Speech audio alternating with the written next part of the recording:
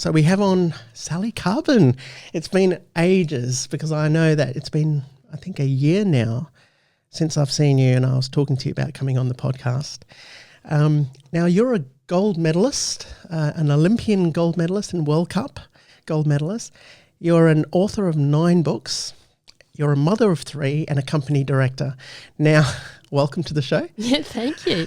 And I know it's been a year, but wow, what a year, obviously. So it's fair enough. You've got a lot of excuses, Wayne.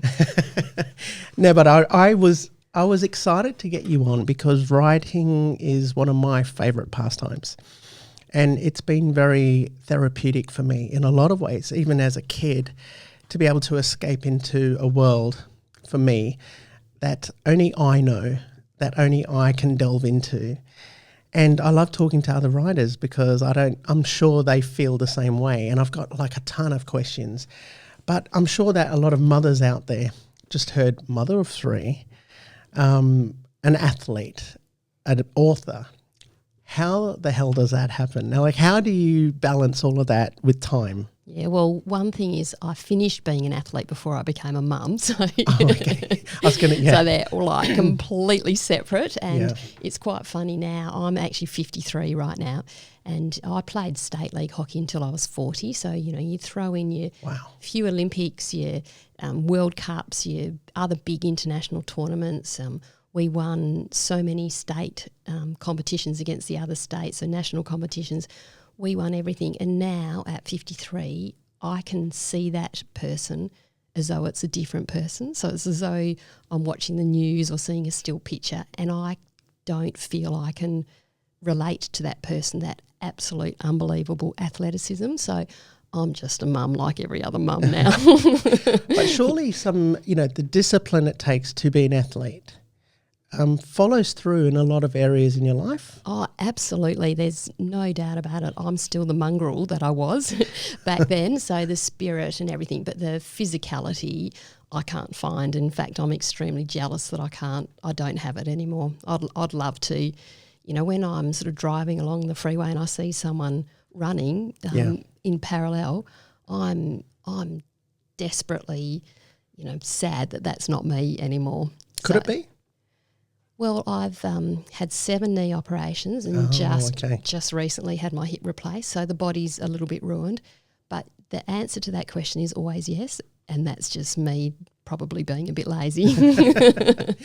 And when you were a kid, Sally, what did you want to be? Do you remember what you wanted to be when you were a kid? From a professional, sort of working life, I absolutely, as a kid, would have drawn a blank. There was no doubt about it. I wanted to go to the Olympics. In fact, walking home from school every day, I would put the school bag down at the same tree on an oval just before the house, and I would run 200 metres, and I'd do it spelling the word Australia. And I actually visualised the Australian tracksuit. And you know how Australia's always in an arc across the back? Yeah. I was spelling Australia with every 200 metre run I'd do, and that's very intense for a 10, 11-year-old to do now looking back, but that is what I wanted to do. I wanted to go to the Olympics, and I was a good track and field athlete. I was a ballet dancer in my youth, and like serious ballet dancer. I could do all sports, like I swam very well and all the rest of it. So I didn't really care what sport I was going to play. I just wanted to go to the Olympics, and that was it. Has that been in your family at all? Like, did you have athletes as, parents and grandparents, or? Well, the whole family's very sporty. My dad, he originally did medicine at UWA, and to get through medicine, he was a professional runner and a professional swimmer. So that was an income source, back, way back, sort of 50 years ago. And my mum still holds a state record in hurdles. So she was a very good hurdler. There's a little asterisk to that, is that she had the record when we had the imperial measurement, so yards, and so no one can beat that record ever. But she was coached by the great Shirley Delahunty. So yes. It's been in the family. It's been in the family, yeah. Because but no one ever really dreamed of the highest level. No one sort of gave themselves permission. They were good athletes, but they didn't give themselves permission to really take on the world. Do you think that's nature or nurture? Because as a 10-year-old, who does that? Who does that as 11-year-old, 200 metres and then starts spelling out Australia? Yeah. And it's you've got to be born with it, I think. I'd have to say that's innate. I was just like that. I was just really determined to do whatever I wanted to do, and I'm still like it today. Very much still like it today. And my parents definitely weren't pushy parents. They sort of just exposed us to everything. I was also very arty, so I'd be taken to sort of pottery classes and everything. So it wasn't a get out there and train sort of mentality. It was just a here's the world, go and grab it if you want to. And I chose that athletic pathway. Now, as an athlete to a writer, you've got this excessive exercise and discipline. Same sort of discipline, but now you're trapped behind a computer. What age, do you remember what age you were when you thought, this writing thing could be a thing? Do you remember that? Yeah, well, in high school, just doing English and all the rest of it, if we had to hand in an assignment, a 2-page prose of some description, I would write a series of short stories. So I'd write 10 of them and submit it for one assignment, or I'd write a book of poems and submit it. And that was not because I wanted to get good grades, but because it sort of bled out of me. Yeah. So, and to be perfectly honest, I really didn't care so much about school. It wasn't the most important thing because, bang, I was going to the Olympics, right? So I did school for being a sponge. I wanted to learn as opposed to get good marks. I sort of did pretty well anyway from a school perspective, but it was more about the fact that I just wanted to do whatever I wanted to do. Wow. And so it happened early, Wayne. That sort of writing desire happened early. Now, something that I always ask is, do you remember completing your first book? How old were you when you completed your first book? Well, no, I've got 53 years to divide up here. So the first one, my first kids' book, so the official book that came out, in that commercial sense, publisher, all the rest of it, was in 2003. 2003? Yeah. Wow. Yeah. How did that feel? Because I can't imagine what that would feel like. You always see it in the movies. Yeah. The box gets delivered to your door. Oh, and you open it, flick through it, smell it, all that sort of stuff. But remember, this is, sort of 2003, sort of back before that sort of self-publishing and, the box being delivered sort of thing. The couple of really poignant moments to me was when the publisher puts the contract in front of you and you're signing away, and being a good company director, I, read the fine print, for instance, and it said the words, this contract is for the term of your natural life. Now, that's a big statement for the term of your natural life. Yeah. Yeah. So, you're going into this partnership for the term of your natural life. And I think that was really poignant. That was the first book moment for me. But then when you publish children's books, there's obviously that great interaction with kids, when you're sort of going on tour and all the rest of it. And I can remember being an Olympian, we also were asked often to go and stand out in the front of classrooms, for instance. And, you wave your gold medal and you dress them up in their Olympic clothes and, hold the Olympic torches and everything. And they love it. It's all, take photos and everything. However, the standing up with a book is next level, which is really interesting, being a gold medalist when you're used to people sort of going, wow, blah, blah. Standing up there as an author and the kids go and you sort of hold the book up and you say, see, that's my name across the bottom. I wrote this book. And the kids go, the eyes are big, and they go, Miss, is that you? Did you write that book? And they really, you could just see the penny drop. And to me, it sort of was really quite poignant where kids, even in this day and age of, or the digital world that they live in, the book and school kids are synonymous there. They go hand in hand, and they just really treasured the fact that you wrote this book.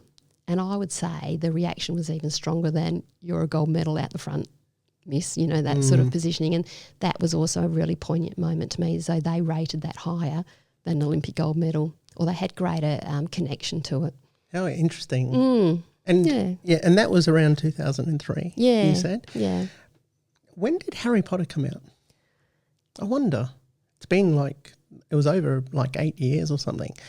But that got kids back to reading again. And that connection back, that it was okay to read and it's okay to sit in the corner and be immersed in a story. I remember being on a train and seeing like a tiny kid with a school bag, and the book was huge, but they were engrossed in reading. And, even if you don't like the stories of Harry Potter, you can't help but give credit where credit's due, that it brought kids back to reading. Got them away from the electronics a bit, got them back to reading, and I think that's sort of benefited a lot of writers that are coming into the industry after that, Absolutely, yeah. No, it's okay to read, and sort of pre that time we were sort of almost hiding. We were almost hiding our books. It was sort of nerdy, wasn't it, to read? Whereas now it's okay. Oh, yeah. Have you always been a reader? No. Oh, really? Well, it's very hard to read when you're running and sweating. And the other thing that was really hard, as an athlete, you're always tired. So I'd try and read, but it's like when you're trying to read and you go and then you reread the page and then you go. So when I read, I'd churn. I'll do an all-nighter, but then I don't do it consistently. Do you listen to audiobooks as well? Yeah. Yeah, I do too. Yeah, love it. Yeah. I got hooked on it. I've been on Audible.com now, I think, for 6 years. Yeah. And it's just become a habit. Like whenever I'm in the car, when I'm walking, it just means that I'm still getting through stories. Yep. But now at least you can have your headphones on and do it whenever. Yeah, and you can feel the pace of somebody else's sort of interpretation by their voice. You can get some good readers and really bad readers. Yeah. Would you read yourself? Would you do your own audiobook? Well, I have been asked to do my 2 adults novels in, various forms of, should I do it? Should a different voice do it? And that's what's really quirky about my books, is that it's actually written from a male's perspective. So should a female voice be reading it, for instance? So I'm sort of at that stage. True. Yeah. Because I have to admit, when I started reading the book, I got about, I think, 10, 11 pages in, and I thought, hang on. Because my mind, I think I knew who you were. I knew that you were an athlete. I mean, there's nothing wrong with that point of view, but then suddenly I was like, oh, hang on, no, this is a male. This is a point of view of a male here. And then it was fine. But I don't know, I think people see your name, athlete, they expect that. But I think it's interesting that you write from a male point of view. Can you tell me what brought you to that decision? To write from a male point of view? It wasn't a decision, it just happened. In fact, it wasn't a decision to write these books. They were in me and they just came out of me, and they were trapped in me for years and years. And it was basically a 10-year journey from concept through to release, and that's, a lot of people find that quite interesting. It was a 10-year journey, and when you think about it, I played hockey for Australia for 9 years. This book was longer than me playing hockey for Australia. So it was a massive journey. And when you go through a journey of that long, you change your thinking, you change your personality, you change as a person, so that your writing changes, et cetera, So, and your confidence goes up and it goes down, which has a big impact on a writer. So, this came out of me. It wasn't conscious, this writing from a male's perspective. I just felt for them. So the reason why I wrote these books is because I feel for high performance athletes. Yeah, I bleed for them. Even the hockey roos at the moment, struggling with mental health, and there's a lot of big issues that are going on with, Collingwood Football Club. A few years back, it was the swimmers. I bleed for high performance athletes. I know what it's like on that side. So this story was me backing them up. I wanted to go out and back these athletes up, and in this particular case, the person with the voice was a male, and I didn't think twice about the fact that I couldn't write from a male's point of view. Good on you. Good on you for that. And that could make your book stand out even more when you do talk about it. Have you been on many shows or interviews where you've spoken about your books? Yeah, most of them they don't. The interviews don't allow you to get in deep as to the reasons why. It's more about what the product is. Right. So you don't often get to deconstruct and come right down to the depth of why you wrote as a writer, and what you're trying to say, and what sort of readers should read as well, because in this world of choice, for instance, you can write a very, very commercial book that has a wide audience, for instance. That's the first thing you've got to do as a writer. And then you've got to go, do I want to expose this material to everybody, or do you want to just go into a niche market? And my choice was I just wanted to go into a niche market. I just wanted to express this to people who want to understand about high-performance athletes in a complete fantasy storyline that goes with it. Where did that naughty side come from? Oh, I knew you'd go straight there. Well, athletes are naughty. They're dead set naughty. Yeah. You don't become a very good athlete if you don't have that naughtiness to you. If you're not the personality who not only wants to push the boundaries but absolutely jump over and get to the cliff on the other side, you're not going to be a good athlete. Yeah. So we're talking the same language, and it's the same with rock stars or even CEOs of big companies. You have to at times play dirty. Everything. You have to push and push and push and challenge the norms, and this is the case with these athletes as well. Also because you would think as well they're under so much pressure, and like I was reading your brief, and these high-end athletes, there's just no leeway in their life. So maybe that naughtiness can be a coping mechanism too. Like you hear police arriving on scenes and ambulance drivers, they have the weirdest sense of humour. And it can be very crude at the wrong times, but it's a coping mechanism. I don't know if that's, athletes are under this pump all the time, that this naughtiness is just a release valve. Yeah, well, there's a lot of truth in that, because going to the Olympics, for instance, it's a 4-year journey to go to the Olympics. The first 2 years is training as though the Olympics is not going to happen. You're just in this world of train. And then with 2 years ago, they start to become real. And then 1 year to go, you're under so much pressure for selection to get into the team. And then, just before that, you're actually under pressure to get Australia to qualify for the Olympics, for instance, or the country that you represent to qualify. And then you've got to get yourself into that team, and then you've got to go, and then, you're just on the start line for performing. You got to win. You're going there ranked number 1 in the world, and if you don't come number 1 in the world, you fail, for instance. So it's just this pressure build up for 4 years. And what you get taught in the process of going to the Olympics is that the moment that story finishes on the last day of your competition, you'll go absolutely dead set mad. You'll go crazy. You won't even know who you are. And this is what happens with your psyche, for instance. So there is this moment of absolute release of pressure, and beware, that's when you're all going to get in trouble. And that's when they come down the heavies. You can understand that. It's basically padded walls. You can understand that. Oh, yeah. Because you think after 4 years, and then, if Australia is known for one thing in the Olympics, especially with women, it's hockey. Really? What else? There are Swimmers other, swimming. Swimmers are pretty good. But maybe Kathy Freeman. As a team, as a team sport, I don't think you can go past the women's hockey, even the men's hockey. So you were there for how many years? I went to 2 Olympics and 2 World Cups, but the women's hockey team through that reign is considered the best sporting team in the world. Now that's a very big statement. So that's how successful it was, not just at the Olympics, but at the big tournaments all the way through at the same time. That must have been nice to be part of that. Yeah. Well, that journey sort of went on for 20 years. So we're sort of all slide between that. But yes, we were definitely part of it. And our West Australian team also made history, the most national wins anywhere in the world as well. Wow. Yeah. I did read that in your briefing.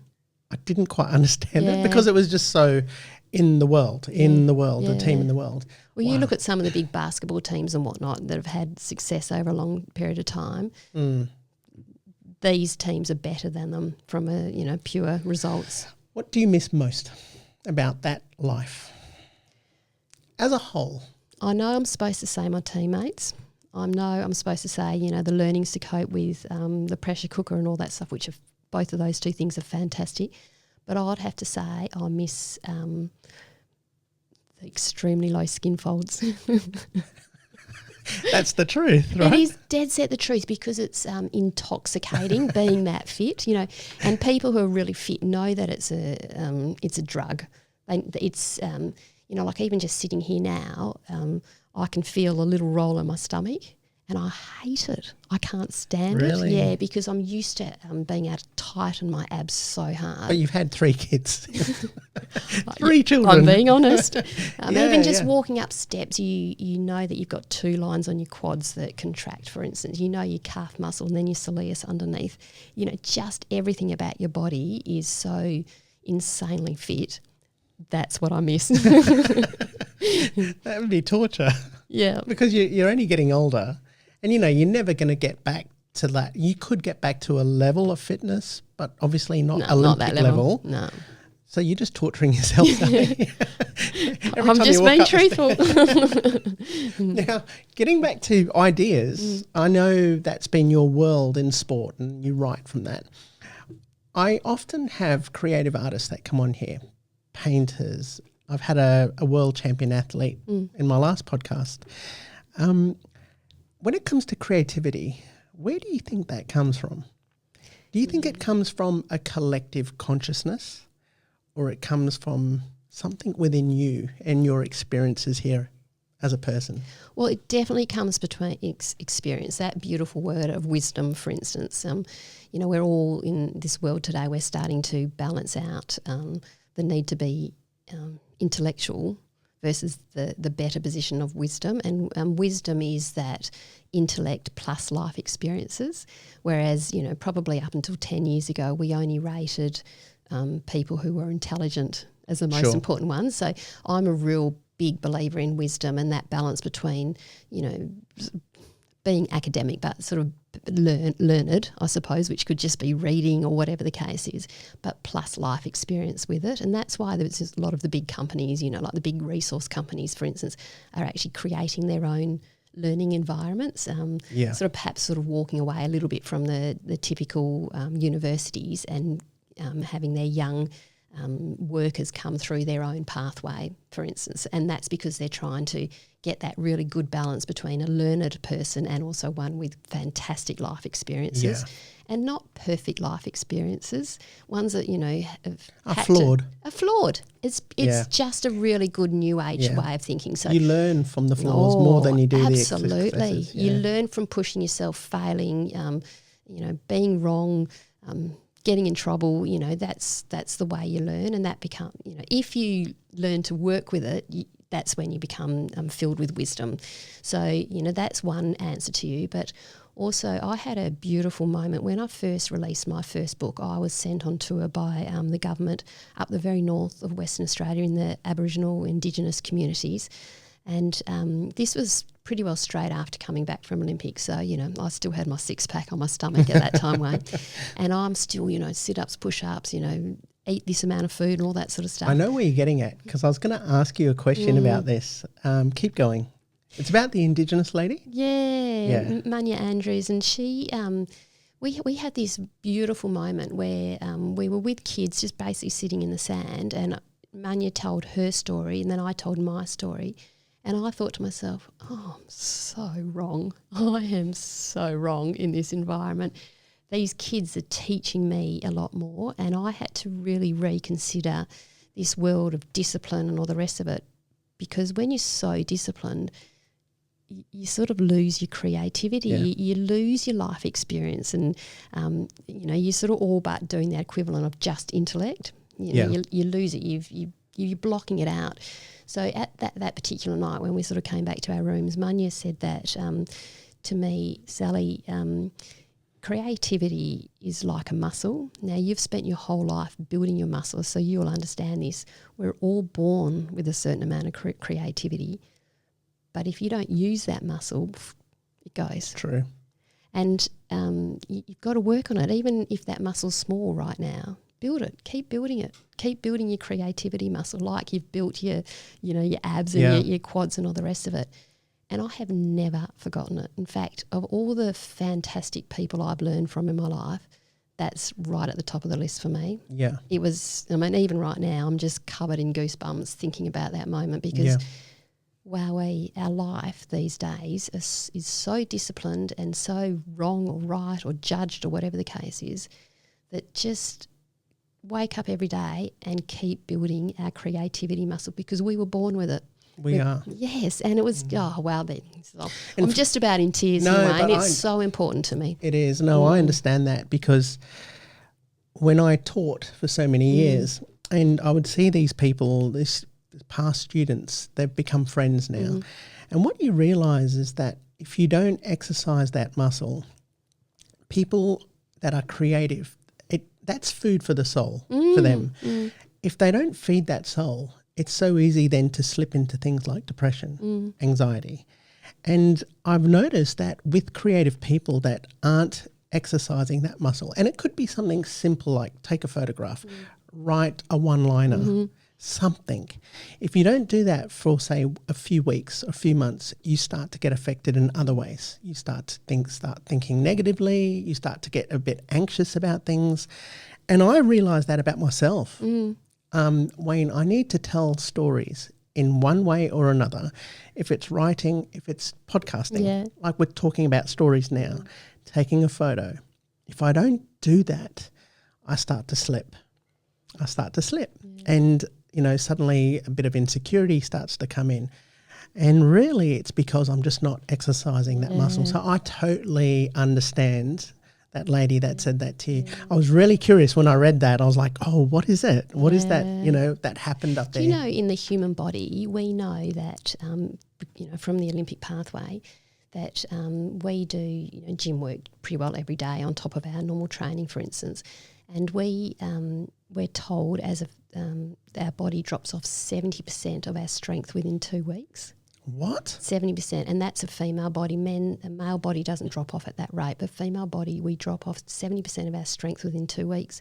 Imagine if we had a measure like that for our drop-off in creativity over time. Because what you're saying That's scary. It is scary. And, this is why sport is so scientific. But the creative world, we need to know more about it. And we as a community, we've got to fish deep and dig deep and find out a lot more about what creativity does for us as individuals and as a community. It's as important as the other subjects at school. I remember listening to a TED Talks, and one guy was talking about education, and that we need to get back to nurturing creativity in kids, because that, with, like you said, wisdom with the practical knowledge is when magic happens in that way. And I think we need to get back to that, because a lot of our education now is based off the industrial, the industrial revolution. We're not in that revolution anymore. We're in the information age. And I think kids need to be nurtured in certain things. It's not just mathematics, English, and it's that, also things like creativity, drawing, things, that gets you out, dance, things like that can get you through. And then that beautiful saying that there's no time limit to creativity, that's really problematic in our world where it's all about time limits. Yeah, true. Yeah, so we're not enabling that free thinking space. In the corporate world that I work in, for instance, bang, bang, bang, you're on Zoom calls at 10 o'clock, they finish at 10:59, start your next one at 11 o'clock. The corporate world has just absolutely lost its creativity as well, and you need it to perform. Is that what you're trying to do, is inject some of that back into the corporate world, or is it very hard to do that and change change minds? I challenge the corporate world to think this way. Tell us about your schedule in writing. What would your day-to-day be in writing? When I was writing heavily for books 1 and 2 of my Australian team series, I had a schedule which I just blew up. And that's because when I'm on a roll, I can't stop. So I would I tend to perform better in the morning. So I would start sort of 5 o'clock in the morning, and I'd say to myself, right, stop at 10 o'clock and then move on to something else, because I sort of have different working roles at the same time. And I couldn't stop at 10, and I'd keep going, and there'd be times that I'd still be going at midnight, and I did all-nighters as well. So my scheduling was hopeless, and that's because I did it too much. I couldn't stop. It's hard to. It's very hard to stop. And my problems weren't about not starting. My problems were stopping at times. Which is not a bad problem, but it is when you've got other things you've got to do. I think that was the problem with me, is I lost balance in life. I forgot I was married, and that, so I was starting to prefer that world Oh, absolutely. to the world I was living in, and it was very hard to come out. And the problem also for me is I work better at nights. Yeah. So my writing schedule was 11 p.m. to 7 a.m. But you can only do that for so long, because I just thought I need to get myself back into my life again. So then I went and I started to do cafes. My laptop's got 3-hour battery life. Yeah. Let's go to a cafe, write for 3 hours, come home and do other things. But it was very hard to get a balance, in that. So I always ask other writers, is it your schedule? Do you stick to it, or do you, because I understand what you said, to be able to just write and don't stop until, you start to get tired in that sort of way. Yeah, and I had to use some of the sporting tools that I got, because you know how you said that you preferred that other world than, the world you live in, for instance.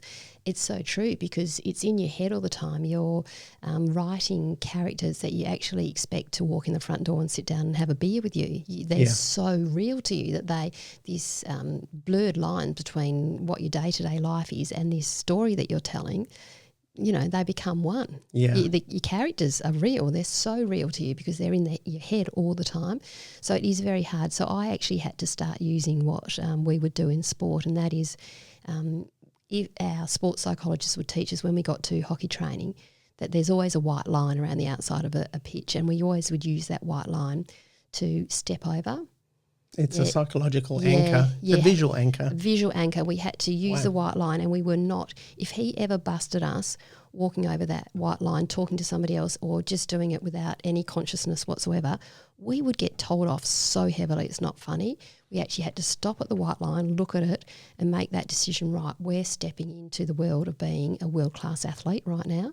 And then when we walk back of it, we actually had to stop, look at it, step over it, right, I can become Sally again. Sure. And it's the same with being a writer, for instance. You have to have some visual clue to say, right, you're switching on, but in our case, we're switching off as well.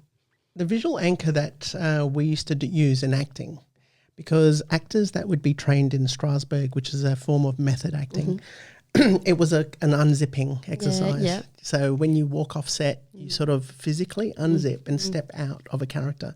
And it was just a physical anchor that they could do that would help them leave that behind. Otherwise, they would take it home, and it would be, and I think we all have those sort of anchors that help us, in that sort of way. How long, Sally, does it normally take you in your the team series? How long roughly? I know you do a lot of other things, but what's the time frame of finishing a book, and were they different? I reckon if I put a time limit on myself, I reckon I could write one of these novels in 3 months, but I'd have to basically eliminate everything else in my life to do it. And they're thick novels, right? They are. Yeah, they're thick novels. So, sort of probably slightly equivalent to a Harry Potter size book, for instance. And so I reckon I could go into the zone, write heavy for 3 months, and then step out of it, and that's when you go into editing mode with an external editor. So I reckon if I was in the perfect world, I'd do that. But our worlds aren't perfect, so I think I would have to say a year. It'd be a year to write a book of this size. And I see you sitting across from me, athletic or athlete, creative. Corporate world just doesn't fit for me. Tell me why. Why? I mean, what led you into that world? Why are you staying in that world, and what keeps you there? If you can answer it, tell me, please, because I have always been a diverse person. So I did maths at university, worked that one out, and sort of being an author at the same time. So a sporting person's same side of the brain is typically mathematic, music, sport, for instance, and the creative side's the complete opposite side of the brain. So I've obviously got one of those brains that's not necessarily one side or the other. That's great. Well, maybe it is great, but it means that who am I? That's exactly my wife. Yeah. She sits there every afternoon because she's got a business mentor at the moment, and working out what her self-worth is. and it pisses me off because everything she does it very well. She was a producer in the movie industry, and she got to the high. She worked for Warner Brothers and did really big things. At 35, she then decided to quit the film industry, become a lawyer and go through law school. Yeah. Now, that's what you were just saying, mathematics, athletic, writing. So she's two sides. But then it's, who am I? Yeah. And she's constantly asking herself that. And I keep saying it's not important. As long as you're doing what makes you smile, why do you have to be labelled this or this or this? I don't know. Is that a struggle that you've always had? Or? Well, one thing I've worked out is that there's no right person out there, is there? No. So you are who you are, you maximise who you are, and you're right, you swing right to left depending on, some outside forces at the time or the rest of it. Now, you ask why am I in the corporate world? Because I'm very good at it. Yeah. Yeah, it's the me in the middle of this right and left, my big passion in life is to be good at things. And that's very embarrassing to say out loud, but that's what drives me. I love learning and getting to the top of my game. Not for someone else to judge me, but because of me. That's who I am. That's the discipline that came from athletics too. Or was it there before I got to athletics, and that's why I got good at sport?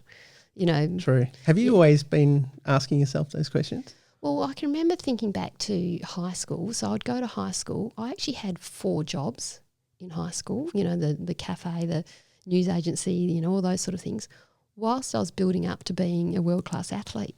Now, everybody just equals one, don't we? We're all just one. So how do you're taking 10% out here, 10%, 50% and all that sort of stuff, but we still add up to 1. Sure. So I just maximise my 1. That's all it is. I'm not 2 or anything like that. I just do the most I can in who I am. What you've got. And the moment I wake up in the morning, it's not a sleepy, it's a ding, right, let's maximise this day. And it's every day of my life. I'm just sort of upbeat like that. Yeah. I came to that in the last few years, that I realised how important time is. In many things. From 17, that became the priority. How I choose to spend my time is the most important thing. Like, I'm never getting back this morning, ever again. Oh, sorry. No, I mean this morning. But how I choose to spend my time here now talking to you is what I want to do. So it's sort of surpassed every other ambition like money and things like that. How I choose to spend my time is the most important thing for me. Yeah. So I do understand that. I do understand that in that way. And I always wanted to ask as well, what did writing reveal about yourself that wasn't there before, do you think? It's very revealing. What that is probably a different answer, but it's writing, so the kids' book's probably less revealing. You go into less depth, and writing a kids' book is fits in that perfect world, which is why I wrote these adult novels as well, because you can't go and you can't challenge kids as much as you can challenge adults. You sort of have to write a little bit to a formula, for instance. Sure. It's sort of going to go in the school library and things like that. So, you're a little bit, you're in your tram lines when you're doing kids' books. You sort of got to teach them morals and values and, throw in a bit of behaviour and a bit of Australian culture and all that sort of stuff. It's a bit of a formula that you need to follow. In the adult world, well, throw it out. The most weird thing about adults' books is that they're not rated like films are. There's no rules. You can throw whatever. You can slit people's throats. It's great, isn't it? It's unbelievable. You can do anything to another person, to the reader. You can do anything to them. So the restraints are off, Sally Carvin. Absolutely off. And that's what's been really weird for me. So I have, you said you've exposed, what is it exposed to me? That I'm really loose. I'm really wild. That's what's exposed to me. And that's in complete contradiction to this corporate world, which is just so orderly. And there's so many rules in the corporate world. Whereas this other life, there's no rules. Isn't that good? Scary though. Yeah. It's much easier to live your life in rules, isn't it? It is. But I've just never been that type of person. You know, I mean, you got to remember I was in academia for 12 years. But, you know, put a backpack on me and give me something with no rules. And I love that. Do you think most people would love that? They don't realise. Do you know, I often used to say that, yes, they just don't realise it. If they knew, they would do that. But I've spoken to some people that just are not that way. They're just not that way at all. Like, I've got best friends I've grown up with my whole life, and yet I often try to analyse, we grew up the same, we had similar experiences when we were younger, two totally different outlooks on life. And I don't know where that comes from. And when I talk to them about like their job, they don't like their job. They've reached high levels in their work. Yep. You know, I'm talking, you know, in their companies, and like I won't mention their company because they'll know, but, you know, they've reached high levels, don't particularly like their job. Some of them suffer anxiety. Yeah. But yet they don't know. They, you know, one time I asked my two friends that were splitting up, unfortunately, a couple, I said, you know, what is it that you want to do? And they both looked at each other, and I couldn't get over this, is they turned around and said, Wayne, no one's ever asked us that before. Yeah. And I thought, but don't you ask yourself? Exactly. Don't you sit there and ask yourself, or you're in the shower and you're thinking, what's my purpose? And I thought everybody asks themselves that, but, you know, no. Yeah, we get stuck in this routine that we have to be in that position. So, you know, you ask me, you know, how do I fit into the corporate world? Well, I do, and then I step over the line and fit into this creative world as well. Sure. And I give myself permission. That's the bottom line. Yeah. And you still have that anchor, that sort of mental anchor of when you step away. Yeah. And you go into the corporate world and then into the writing world where there's no inhibitions and things like that. Yeah. Next question is following. It's a good leeway into the next question. How has your family accepted you as a writer? And did they understand, especially with the adult books, did they understand that is part of who Sally is, or was it a surprise for them? You know what? I have never actually asked them, you know, are they okay with this or whatever the case is, because that's not how I've lived my life. I've always sort of given myself permission for it. They were very supportive. So I've got 3 grown-up kids. You know, one of them, for instance, is really in that film and television world, and he, you know, really encouraged it. In fact, he's have to be the most encouraging one. Another one, for instance, she was a young athlete at the time, and, you know, so she got the athlete side of it, for instance. And my husband's very supportive of it because, you know, it's in the sporting world that he sort of grew up in as well. My dad's always wanted to write and release a book himself, so he did the first draft of the edit, just to sort of, you know, pick up some things in there as well. So everyone's very, very supportive. But one of the things I've worked out by standing up in front of audiences and talking about books, for instance, I do a straw poll every time. Who here has always wanted to write a book? And it's at least 80%. Yeah. So everybody wants to do it, which means they're supportive of you doing it as well. Yeah. Yeah. The subject matter's probably a different discussion, but they've all got a book in them and they've all wanted to release a book. Right. It was the subject matter for me. Like I used to write a lot of thrillers and it's because of what I grew up in. But there's other sides to me that I know if I started to venture into that, a lot of friends and my wife go, oh, you know. Yeah. So I just, you know, how family accepts you as a writer is a big thing too, you know. So, but you've not really asked them, or they've just gone along with the flow and accepted. Well, they've probably known me, you know, all my life for pushing the envelope a little bit in everything I do.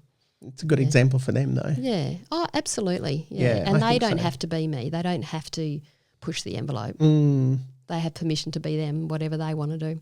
What do you do other than corporate world, being a mother? Do you have any other escape besides writing?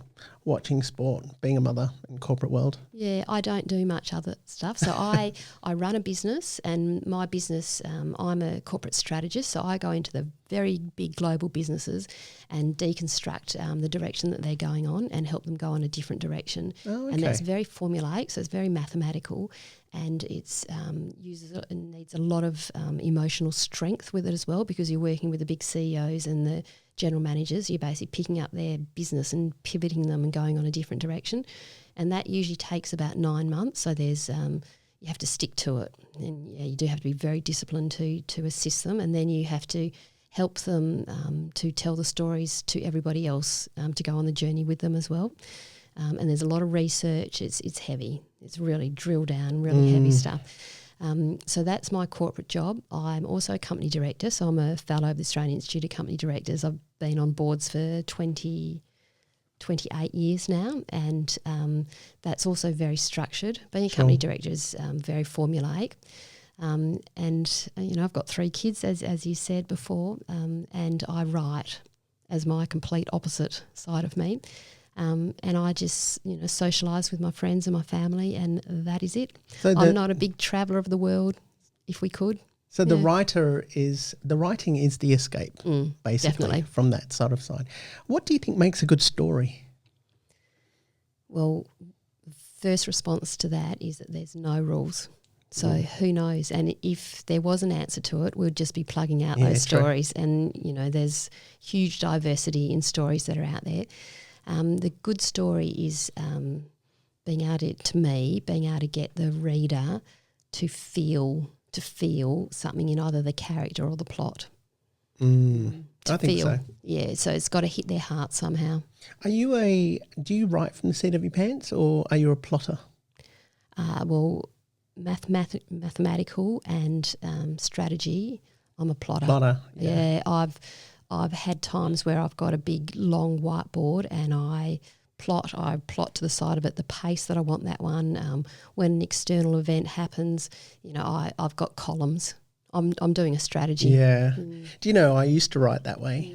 My first few screenplays, screenplays are a little different because you actually have a time frame. So everything works within, a feature length show of 90 minutes to 120. So everything is quite structured in that sort of way.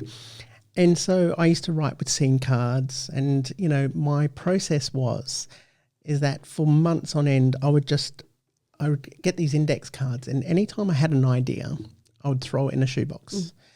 And then at the end of 3 months, I would lay them out on this table, would you believe? And I'd lay them all out. And then I'd spend another month. I'd come home every day and I'd move the cards around until I can't move them anymore. Yeah. And then I'd get writing. And, it was okay because I directed a lot as well. And yet I started to lose the love of directing in a way because I used to direct what I wrote. The writing for me was the creative side. The directing, it was literally, now I've got to recreate what I'd already seen. It's like watching a movie again and again and again. I'm with you. And it just became very stale for me. I loved working with actors, and that was one thing that I loved doing. And then I read Stephen King's book on writing. I don't know if you've read that. I've read a lot of his books though. This is actually him talking about writing. And I was in Thailand. I was getting my teeth done and I couldn't eat anything. And I was in bed and my mouth was swollen, and I was reading this book. And he was talking about a story can be like a fossil. Yeah. Like you brush it, but you don't know what the fossil belongs to. And every day you don't know how you're going to get out of certain predicaments. And I thought, God, that sounds exciting. Yeah. Because suddenly it puts me in the reader's position, but yet I'm the writer. And, I don't know what made me do it, but I had this commission job. It was to write this thriller based in Hong Kong and Australia. I'd never been to Hong Kong before, so I had to do all this research about Hong Kong and learn the streets and the smells. And I thought, I'm going to write this like how Stephen King writes his latest books. He used to plot, and then he said, in the story Misery, Paul Sheldon would have never have worked out how to get out of the room picking locks if he hadn't written that book. But it all came to him as he was, just thinking, waking up that day and going, how am I going to get out of this room? Hang on, I wrote a book on car thieves. Surely they know how to pick locks. And he goes, if I'd plotted that story, I wouldn't have come up with that idea. So anyway, how this screenplay industry worked is every 3 months I would have to deliver.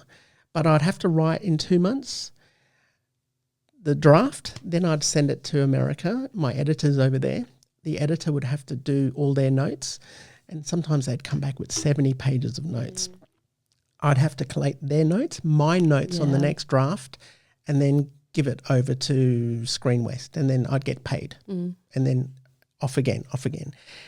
And I decided that I was just going to write by the seat of my pants. And talk about, it was the best writing experience I've had. It was the most stressful because I needed deadlines. I needed to work to deadlines. Otherwise I wouldn't get paid. But every night I went to bed, I couldn't wait to get up in the morning because I kept thinking. Because you were dusting away Stephen King's Fossil, weren't you? Fossil, yeah, in my own story. So if you were enthused to write, your readers would be enthused to read because they'd be picking up your fantastic anticipation. And I was writing, my protagonists have been female. Yeah. So that's why I was, I understood where you were coming from. And because I think the strongest people in my life have been women around me. And so I couldn't wait to get up because I'm thinking, how the hell is she going to get out of this predicament? And it was more of an investigative piece. So I was investigating the clues as I was finding them, not knowing at that same time.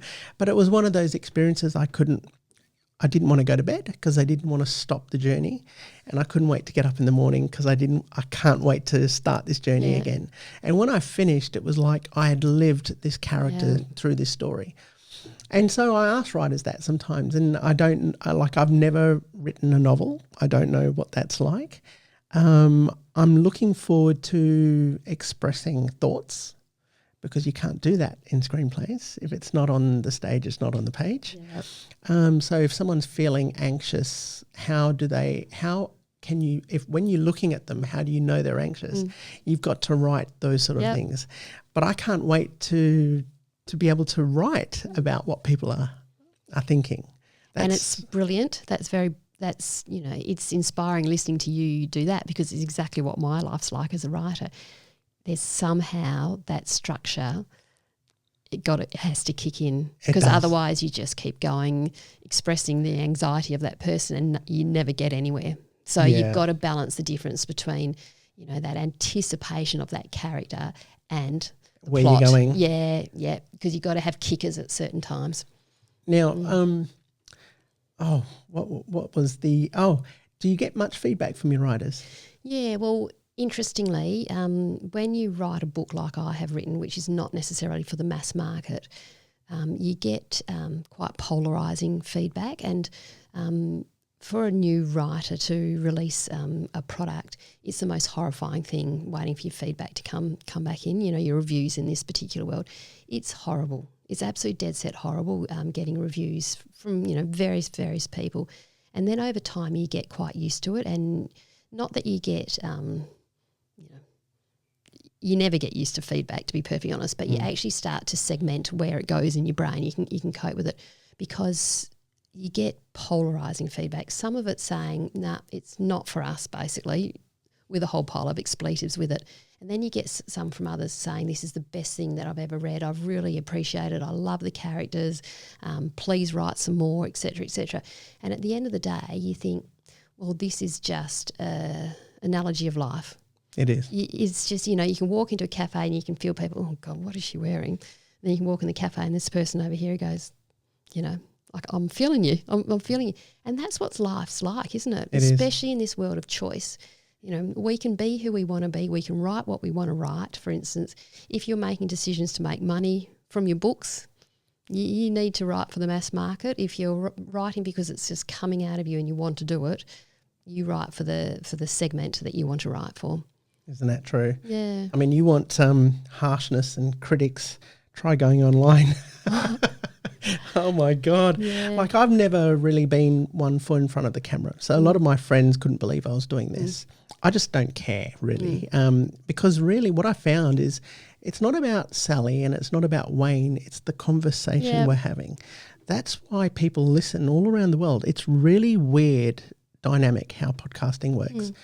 Getting messages from Belgium, people I don't know that have listened to two people they don't know, but it's not about that. It was the conversation we're having. You would be surprised who listens to this conversation. And it's beautiful, It isn't is it? beautiful. Even if that person didn't like what you said on that particular day or didn't appreciate a particular guest that you had at that time, they're still listening. They're still evaluating, thinking in their lives and how it relates to them and all the rest of it.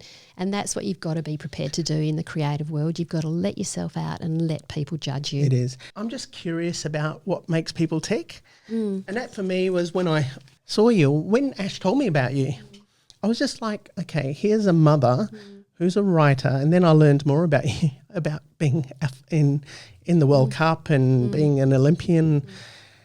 It's not so much about your achievements as it is about what your journey is and what's made you come this far. Definitely. And I think people that are listening to this that are in another industry also can learn from the discipline of what you're talking about. And it's amazing on how many people it actually helps. These conversations help. Yeah.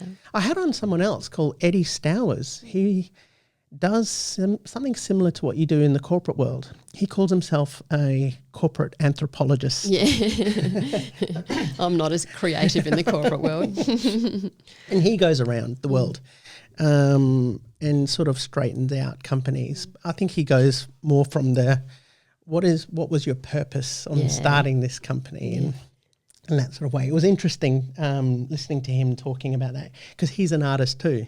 Oh, wow. Yeah, he's an actor and he acts in quite a few television shows, but his job has always been straightening out companies, going in, looking at each department, and it's over like 9 months, 9 to 12 months. Same sort of journey. Yeah, same sort of journey, but he's been doing that for years and years and years. And yet he sat here going, I really just want to do acting full time. Yeah. if it could pay him that, but it's just not that world where you're getting constant income. And when you're used to getting the constant income, and I do get a good income from it, it's hard to walk away from. Yeah, it's hard to take the big risk and walk away from it just for my own self. It is. When you got a family, it moderates you a little bit, doesn't it? Well, I remember reading your part of your brief, and you said, I like looking at artists that they're not encumbered. Yeah. They don't care about, self-critique. If only you could do that full time. Is that the dream, or will you always have that corporate mathematics side to you that you love and the author? Or would you give it all up to be a full-time author if you were making a lot of money as a writer? I think the raw, honest truth to that is no, I wouldn't give it all up. And that's not because I wouldn't let go, because we know that sometimes you got to let go from good to get to great. I'm not that sort of person. But what's most important to me is diversity. If I'm diverse, if I'm interesting, if I think of all people from right to left, all people, and act the same way myself, I have better respect for other people, and that's so important to me. I want to have respect for other people, so I try and be diverse myself. See, my wife needs to listen to that because I think what you said there is the answer to what she's been looking at, because I don't think that's saying, don't be a master of, what is it? Jack of all trades, master of nothing. I think you need to be a jack of all trades now. I don't know, it's just that world we live in where I think my wife would listen to that and go, oh, okay, I need to be diverse. I want to. It's not a need for me. I actually want to be diverse, because I feel as though it's almost like I can take my blinkers off and say, oh, isn't it beautiful seeing so many different beautiful people? And that's important to me. That was my flaw when I was growing up. because all I wanted to do was direct as a kid. Actually, I wanted to be Stephen King before Steven Spielberg. And that's the honest truth. I wanted to be a writer first. But where directing got to me was that I got so tunnel visioned in what I wanted that I had blinders on to other things that would give me that love, you know, and I just missed out on a lot of things, I reckon, in my youth, in my 20s, because I moved to Sydney when I was 22 with my current wife. She was my girlfriend. What's around the corner? She was my girlfriend and then she became my wife. But we were so ambitious and tunnel visioned in one area. I think what happened is we missed out on a lot of other things that would give us that pleasure, that love. And it was only till we let go. And I think letting go is a really important thing. It gives you more room, doesn't it? It does, it does. And I don't know, you just attract things faster. This one Buddhist monk said to me, he said, and I told students this, and some of them were like, oh, Wayne. And it was like money, that you can still own money and still have ownership of money, but you don't need to grab onto it so tightly. If you grab onto it so tightly, no money can come in or leave. You can still have ownership with that coin with your hand open. So the more, you know, people can take it, more money will come in. It's about letting go and not putting so much importance in that it will come more easier. And I remember this guy saying that to me. And when I tried that, it was true. I started to get more money the less I focused on it. Absolutely, yeah. And creative, don't hang on to something. Just let it flow, let it come through. If I'm not in the mood to write, then, you know, you get your blocks when you write. A big lesson I learned was, say like if you've got pets and you think, oh, I forgot to feed the dog, forgot to put out the meat to cook dinner for the kids, is to write that down. Yeah. So it was a screenwriting exercise. Write down those thoughts because what you're doing is you're letting the creative images flow. You're not stopping them by those thoughts. You're actually writing those thoughts down. I've got to do this. I've got to take the bin out. You're building that creative muscle. I've got to take the bin. So you're writing your story and then you get blocked. But instead of just not writing anything, write what those thoughts are. And then you'll get back to the story. You can always go and delete that section.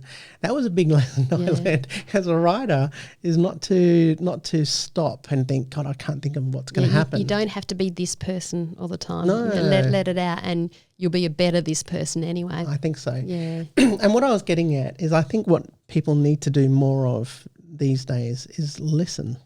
People aren't listening anymore. You know, they're already coming back with a rebuke or with an argument they're not listening to learn. And I'm finding podcasting is great for that because it's long form. You know, I'm not sitting here discussing a counter argument because we've got 3 minutes. You know, I'm here to sort of understand how Sally ticks, what makes her tick, you know, what her influences in her life, those moments like the Indigenous lady that told you the importance of, you know, of creativity and who you are as a person. That to me is somebody else might take that and learn that and go, that's wisdom, you know. Absolute wisdom. I don't think that people thought listen that, anymore. you know, we all talk about we've got to listen more and everything. But listening is different to just being, isn't it? It is. Because you just said that we're all building up this counter argument. That's exactly what's going on in this world. And this is, you know, we're reading a book to review it or we're watching a film to pass judgment on it. Just watch it. Just read. Watch it. Just be. Look at some art. Just look at the ocean. Whatever the case is, just be and stop that counter argument. Be in the moment. That was a big lesson I learned with the passing of my sister. Is she turned around and every time she'd ask me to open the blinds in the morning in the hospital, and she'd smile, or she would hold my hand at certain times. And I said, her name was Fern. I said, Ferno, why are you smiling? And she goes, because Wayne, I don't know whether I'm going to see that sunrise tomorrow. You know, if this is the last conversation between you and me, I'm holding your hand because this is the most important conversation we'll ever have. It made me think how important it is to be in the moment. In the moment. And just be. and not think about what's going to happen afterwards, what's going to happen, or what you didn't do and what you've got to do. That was my biggest lesson. And she taught me a lot in life because she was 10 years older. So Fern would have been 60 next year. But those lessons was not about ambition. It wasn't about career. It wasn't creative. It was the important things that she spoke about. Yeah. So for me, if I knew that I was never going to see Sally Carbon again, this would be the most important conversation for me. But there's always a chance we could bump into each other. Yeah. But it's nice to think that if I never see you again, if God forbid something happened to either of us, this would be the most important conversation I'm having right now. Yeah. And those are the lessons. And that's what I always think when someone comes to sit here. They've got something to share. And there's a reason why Sally's here now. I don't know what it is, but when I'm editing and there's already a few things that, these seeds that have come through, and I can learn from that lesson. I can learn from that lesson. But we can learn from all people, can't we? We can learn from little kids, people from other countries. We can learn from what's happening in different countries. There's so many beautiful things if we can just sort of sit back and go, good lesson. Yeah. Especially as a writer. And that's wisdom, isn't it? It is. And observation. As a writer, I used to teach the kids that, especially for directing, your observation skills are number one. You've got to pay attention to things, that are happening in front of you. So if you could go back to Sally as the teenager, what would you say to them? Things that you know now? That it's okay.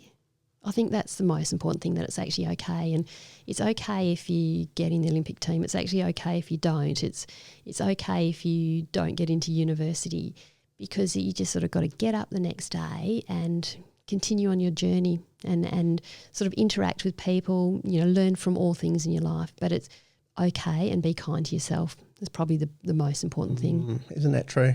I think that's a big lesson for kids now. Do you tell your kids that? Oh, all the time. Yeah. But when you're a mum, they don't listen to you anyway, so I can say anything to them. They're pretty good. What's good about this is that when they are our age, they can look at this conversation too. And I think that's really cool. It's things like that's going online. When you and I, hopefully we get to, 80 and 85, your grandchildren could listen to this podcast and learn something from that. I'll have to tell you a funny story about that coming off the plane, coming back from the Olympics, we're basically been partying for 4 days, so we're completely unreal. We're, off with the pixies and all the rest of it. And we're walking down the steps of the plane, because they're chartered planes typically to come back from the Olympics. Flash, picture the crown, right? Flashing bulbs and all that sort of stuff. You're coming down and people are congratulating you. There's, the lights, and there's people giving you a bunch of flowers and all the rest of it. And the first journalist came up to myself and a couple of others, and they said, "Do you know how important this gold medal is?" Well, it was pretty cool. We quite enjoyed it and all the rest of it. When you die, the only things that'll be left are your teeth and this gold medal. Oh my God.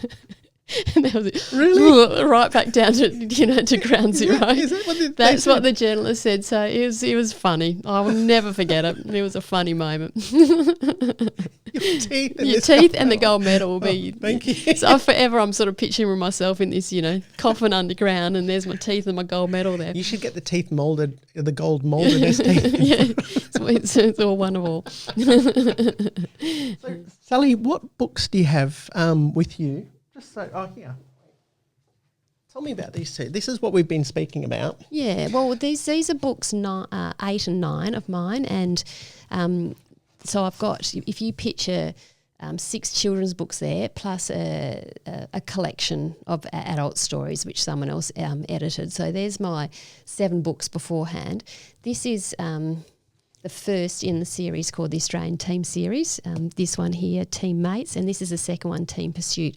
It's actually a story about 4 male sports players in a they call themselves a team within a greater team.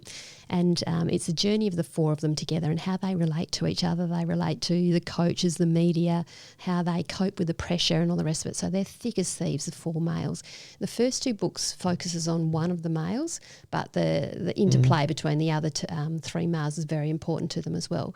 Book 3, which I'm currently writing, and book 4 jumps onto a focus on one of the other males and then one of the other males as well.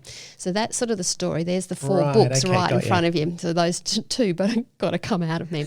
And it's very, very real about the story of sports people and what they go through. And as I said right at the very start of our conversation, it's actually about the trials and tribulations of what you actually go. You basically, as a sports person, you hop on a plane, a rocket, and you go to Mars, and until such time that your sports finish, you come back from Mars, and it's very hard to come back. It's actually quite easy to go there.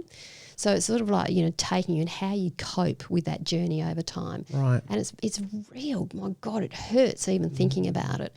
But in this particular case, because they have to be so insular and keep their realness away from everybody else because, they'll get picked on, for instance. They will they have this quite an insular life between the four of them, and that's where the naughtiness comes into play because they've got the only way they can have naughty times is by covering it up and keeping it inside.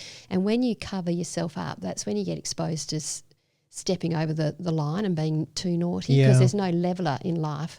Is there? There's no extrinsic leveler that keeps you on the ground. So they get too naughty by nature of trying to protect themselves. Yeah, I understand that. Yeah, I can understand that. Yeah. You know what I liked when I was reading the book? What was interesting is you were describing places I knew, like geographic, and that's rare for because I'm always reading other books from other authors. And it was nice to see and feel a story where suddenly you're talking about a location. I'm like, I know that location. It was really important to me, the location, because I'm such a passionate Australian, but even more so a passionate West Australian. Yeah. So I almost wanted to take the readers on a tourism journey of Western Australia. Oh, you felt that? Yeah, that was really important to me. One of the funny things is a particular scene in the lighthouse in the Surf Life Saving Tower at City Beach. And so I wrote this because I grew up in City Beach. I can just picture the Surf Life Saving Tower there all the time. They've taken it down. Oh, have they? Yeah. After like 50 years of knowing it's there, it's gone. Oh my God. That's like taking down the dingo flower sign. It's gone. I don't know if it's going to be rebuilt or whatever the case, but it's gone. So there's a story in here, but it's gone. You've captured it. Yeah, it's been captured. You've captured it. So you've got 2 more coming out. Yeah. Hopefully next year and the year after. Yeah, that's the theory. Knowing that it probably takes me a year to bring them out. I had a lot of trouble being creative during our COVID year. I would have had this book out by now, but I felt it's almost as though we sort of had to stop and hold our breath. Yeah. So I couldn't be creative during this year, and I sort of had to do some research on it. And apparently we haven't been recipients of creativeness as well. Because we're sort of a heightened anxiety, we're not taking in art. I agree. As much as making art. And that was me. Yes. And that was a few artists that I knew. Yeah, so I've had trouble bringing out book 3 in this year, so it's going to be next year. I think everybody's waiting for next year. Yeah. A new start. Isn't that funny? Yeah. That psychology of, 2020. Yeah. And I think people are just looking forward to leaving this year behind. Yeah. But I knew a few creative artists that suffered through COVID when at the beginning of lockdown, everyone's like, all the creative guys are like, oh, it's going to give me time to write that book, paint that painting, do that. No. It didn't happen. No, because it's almost like we couldn't Because breathe. also you don't know what's going to happen. No. You don't know what's going to happen. It's, I mean, come on, it's a pandemic that shut down the world. Yeah. Like how often does that happen? And then you start thinking, is it going to be hitting here? How are we going to cope with that? Oh my God. And you sort of almost like, you didn't want to be disrespectful for everybody else around the world as well. Yeah. On how hard they were going through that's it. Yeah. Yep. So where can people find you, Sally, if they want to contact you or they want to see what you're up to? Yeah. Well, I do have a website, so sallycarbon.com.au is my website. And, of course, you can get electronic books everywhere around the world. And through my website you can buy these paperbacks which are signed by me, which I distribute all around the world as well. And locally I get asked to come and do events, and I love events because I get to interact with people. The book I ordered a while ago, would that have been through your website? No, you would have ordered it through Amazon or wherever you purchase them from, and they that's that print on demand system where they sort of they print them and bang them out to you, and I don't even get to see what they look like because depending on which printing method they're using at the time, they come out looking a little bit different. Sure. Actually, this is a question I've got to ask. You've got a publishing agent now? You've got a publisher? I had publishing agents for all my kids' books, right? And I investigated it this time. But because I'm a bit of a commercial beast, I sort of know how to do it myself, and I wanted to do it myself. That's what I was going to ask. Yeah. And it's more profitable too. Much more profitable. So from just as the pure numbers, because this is what I do in the corporate world, as an author, a kid's book, for instance, if it sells for $24 in the local bookstore, you get $1 from it. You get $1 out of the 24, yeah. Oh, my God. Yeah, whereas these books, you sort of get about $2.30 per book. Yeah. After printing and everything. Yeah, and that can be happening when you're asleep and all the rest of it, for instance. Sure. And you can control it by the more effort you put into it, the sales increase and all the rest of it. So I sort of wanted to run this from a pure I wanted the data. I wanted to see the data and the effect, and that's because that's what I do in the corporate space. That's something I'm going to have to buy you coffee over later once I'm finished with the book and sort of go, okay, I'd like to self-publish. I'm using Scrivener at the moment to write, and you know that package? So my mum doesn't. So I'm just introducing her to Scrivener now just so it's a lot easier to edit later on and push it out there. That's great. Thank you so much for coming on. It's just been lovely chatting. Nice to have a chat. Hello to everybody around the world and all the best to everybody. Yeah. Well, look, I'm sure they're going to enjoy this. And I know a lot of my writer friends, and it's funny because they come from screenwriting, they're going to be listening to this because they keep asking me. I've had so many questions I had another lady that was coming on that was an author, but I think she actually got too nervous because she knew it was being filmed. And I think she was an older lady. But I keep getting my writer friends asking, when's the other woman coming? And that was you. Yeah. And I said, yes, it's coming through, but it was through COVID and everything was locked down. And so I'm sure they're all going to be listening to this now. Honestly, I could write a list of 100 tricks of the trade that you need to know to self-publish. There's a lot of tricks to the game, that's for sure. Yeah. Are you going to do that? Are you going to write something down? Remember, I'm only one. And a mother. Well, maybe would you come back and talk about more that side of things? How you self-publish, for sure. And what? Oh, God, that would be a great podcast. So now I've got you on air as proof to say you're coming back, all right? I will be back. Thanks, Sally, for coming on. Lovely. It's been a pleasure. Good on you.